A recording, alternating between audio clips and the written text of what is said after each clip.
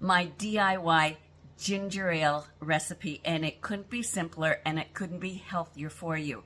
Of course, you get a healthy rhizome of ginger. Make sure it's nice and juicy. This is so good for your gut and your health.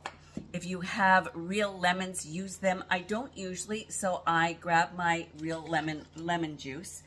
And because I want the fizziness, I have a soda stream.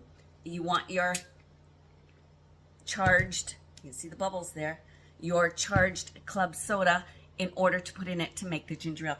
And it is really simple. All you need to do is grate your ginger. I have, about 2 tablespoons of grated ginger. Now, what I use to grate my ginger for this purpose is a plane. When I'm doing it for my kombucha, I use a regular grater. And then I have probably an ounce of lemon juice that I'm putting in.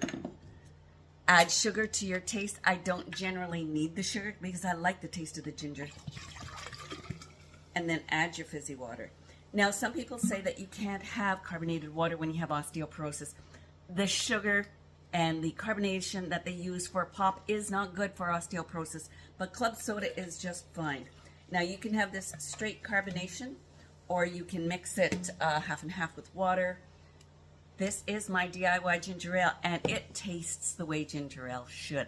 I hope that you enjoy it. Feel free to add your healthy sweetener, which would be stevia, xylitol, monk fruit. The others really aren't that good for you. And enjoy.